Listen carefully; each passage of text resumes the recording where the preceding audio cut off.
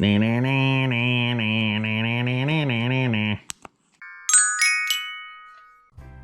Girls of 1961. Patsy Cline.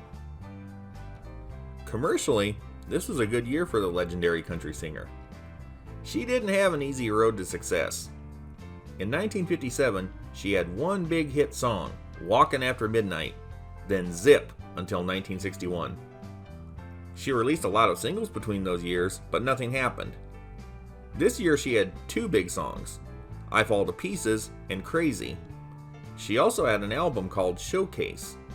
By the way, Crazy was written by future superstar Willie Nelson. Brenda Lee.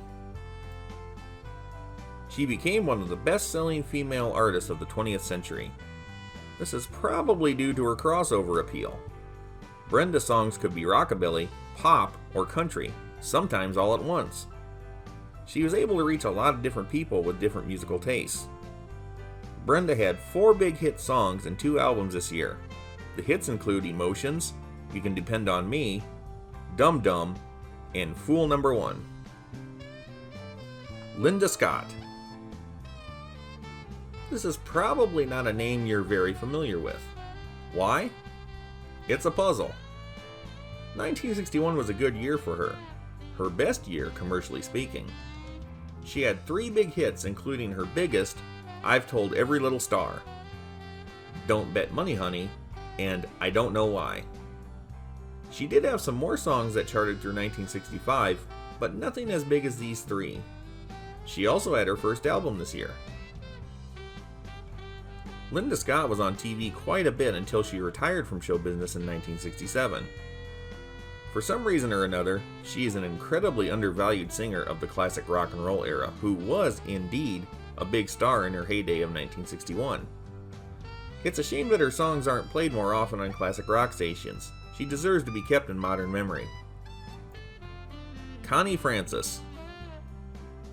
This was a good year for Connie. Her biggest song this year was Where the Boys Are, but she had others like Breaking in a Brand New Heart, Together, He's My Dreamboat, and When the Boy in Your Arms is the Boy in Your Heart. She also had 7 albums. The Shirelles.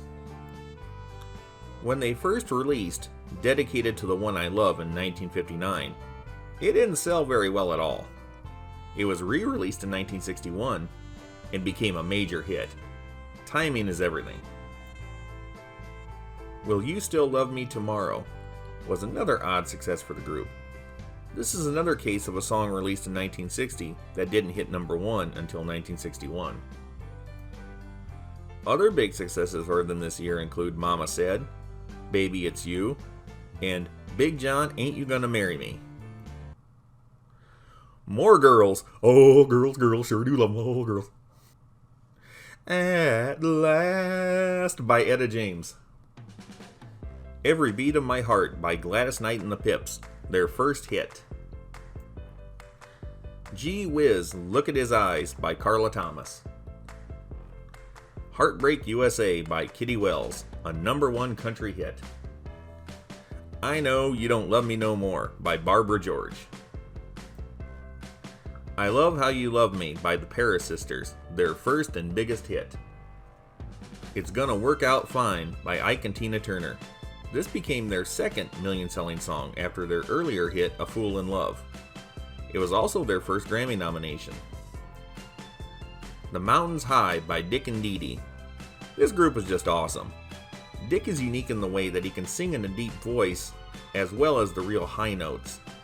These two were good together and they recorded a lot of great songs, but this was their biggest.